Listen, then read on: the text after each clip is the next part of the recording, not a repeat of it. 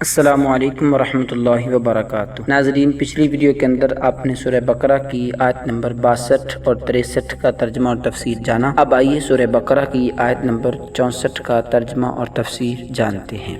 اعوذ باللہ من الشیطان الرجیم، بسم اللہ الرحمن الرحیم۔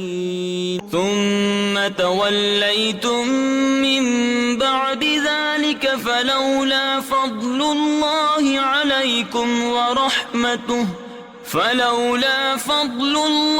علیکم ورحمتہ لکنتم من الخاسرین۔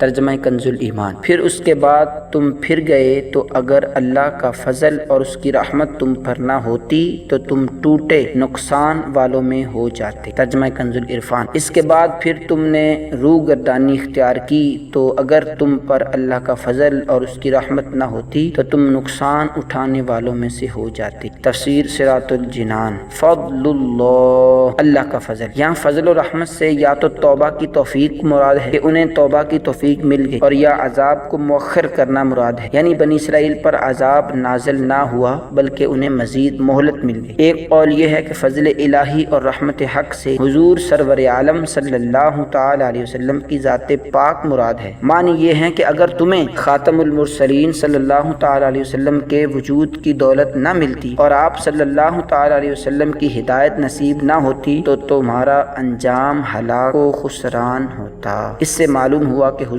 اقدس صلی اللہ تعالی علیہ وسلم مخلوق پر اللہ تعالی کا فضل بھی ہیں اور رحمت بھی ہیں۔ میٹھے میٹھے اسلامی بھائیوں، آپ سے مدنی التجا ہے کہ ہمارے چینل کو سبسکرائب کیجئے، ویڈیوز کو لائک اور شیئر کیجئے اور اس دین کے کام میں ہمارا ساتھ دیجئے اور بھی لوگوں تک ہماری ویڈیوز کو پہنچائیے۔ اللہ رب العزت آپ کو اور ہم کو دین و دنیا کی برکات سے مالا مال فرمائے۔